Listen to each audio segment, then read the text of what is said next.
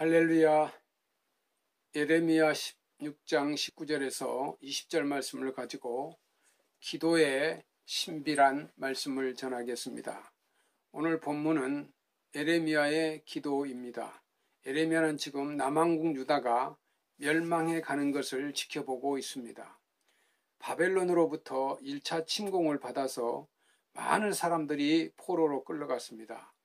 요아김 왕은 정신 차리지 못하고 우상 숭배하며 하나님 앞에 악행을 저지르고 있습니다. 이제 바벨론이 제2차 침공하기 직전입니다. 나라의 위기 속에 예레미야는 하나님께 기도를 드리고 있습니다. 19절에 보면 민족들이 땅끝에서 죽게 이르러 말하기를, 이 풍정등화와 같은 조국을 위한 기도를 드려야 할 상황인데 모든 민족을 위한 기도를 드리고 있는 것입니다. 조국 유다가 하나님께 돌아오게 해달라고 기도하고 국가적인 위기에 벗어나게 해달라고 기도해야 할 상황인데 여기에 모든 민족이 하나님을 잘 믿게 해달라고 기도하고 있는 것입니다. 예레미야의 이 기도가 600년 후에 예수 그리스도가 오신 후에 응답되었던 것입니다. 예레미야는 이 기도의 응답을 받지 못하고 죽었습니다. 그리고 그 기도의 응답의 결과는 먼 훗날 예레미야와 아무런 상관이 없는 사람들에게 엄청난 영향을 미치게 되었습니다. 19절에 보면 예레미야는 기도를 이렇게 시작하고 있습니다. 여호와 나의 힘, 나의 요새, 환난 날의 피난처시여. 지금 예레미야는 여호와 하나님께서 자기의 힘, 자기의 요새, 자기가 겪고 있는 환난 때에 피난처시라는 신앙 고백으로 기도하고 있는 것입니다. 예레미야는 온몸으로 하나님을 체험하고 살아가고 있었습니다. 예레미야가 하나님의 부르심을 받아 사역했던 시기는 이스라엘 역사상 가장 참혹한 때였습니다. 남왕국 유다가 바벨론에게 멸망당하던 그 시절입니다. 세 차례 바벨론이 쳐들어와서 온 국토를 유린하고 성전을 초토화시키고 사람들을 포로로 끌려가고 있던 그런 때입니다. 예레미야는 하나님의 부르심을 받았을 때 무척 슬퍼했습니다. 예레미야 1장 6절에 보면 이렇게 기록되어 있습니다. 내가 이르되 슬프도소이다. 주 여호와여 보소서, 나는 아이라 말할 줄도 알지 못하나이다. 예레미야는 하나님의 부르심을 받고 자신을 보니 도저히 부르심에 응답할 자신이 없었습니다. 자신이 아이처럼 너무도 연약했기 때문입니다. 하나님의 말씀을 제대로 전할 수 없기 때문입니다. 예레미야에게 하나님께서 이렇게 약속하셨습니다. 너는 아이라 말하지 말고 내가 너를 누구에게 보내든지 너는 가며 내가 내게 무엇을 명령하든지 너는 말할지니라. 너는 그들 때문에 두려워하지 말라. 내가 너와 함께하여 너를 구원하리라. 예레미야는 실제로 이 사역의 현장에서 자기와 함께 하시는 하나님을 체험했습니다. 오늘 본문에서 예레미야는 여호와 나의 힘이라고 고백할 수 있었던 것입니다. 예레미야는 말로 다할 수 없는 고난을 겪으면서 하나님께서 맡기신 일을 감당했습니다. 예레미야가 하나님의 말씀을 듣고 외쳤을 때 사람들이 그의 말을 듣지 않고 오히려 저주했습니다. 심지어 고향 아다도 사람들은 예레미야를 죽이려고까지 했습니다. 실제로 여러 차례 매도 맞았고 여러 차례 옥에 갇히기도 했습니다. 그러나 그때마다 하나님께서 피할 길을 열어주셨고 예레미야를 지켜주셨습니다. 그래서 그토록 이태롭고 고통스러운 사역을 40년이나 감당할 수 있었던 것입니다. 예레미야는 오늘 본문에 여호와 나의 요새, 환난 날에 나의 피난처시라고 고백할 수 있었습니다. 하나님께서 들으시고 그 기도에 응답하십니다. 그 기도를 통해서 역사하셔서 신비로운 응답을 받습니다. 본문 19절 20절에 보면 예레미야는 이렇게 기도하고 있습니다.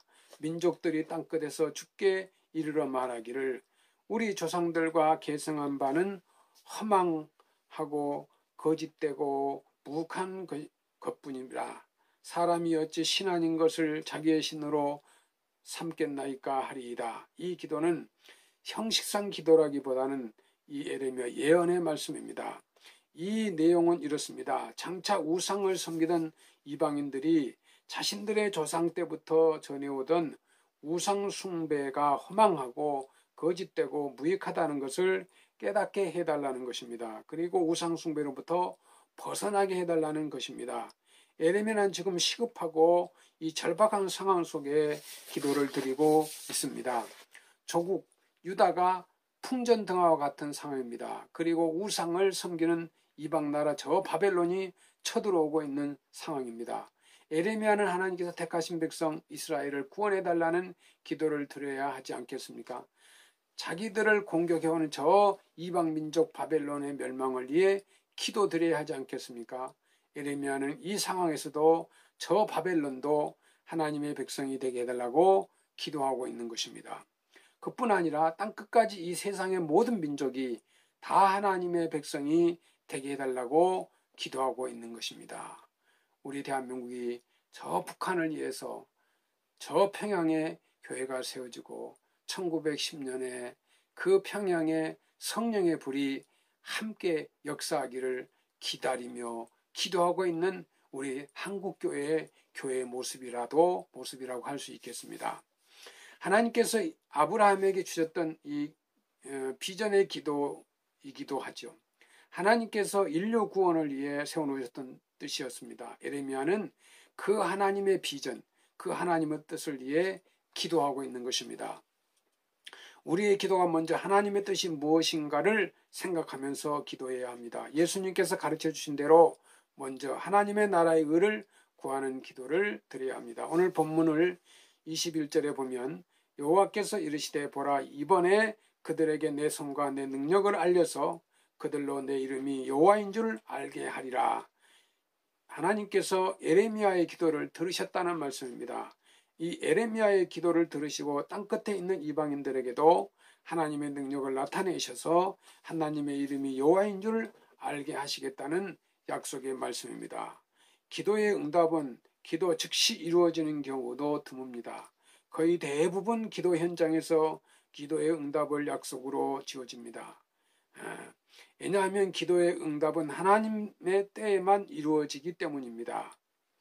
마태복음 1장에 보면 예수 그리스도의 계보가 기록되어 있습니다.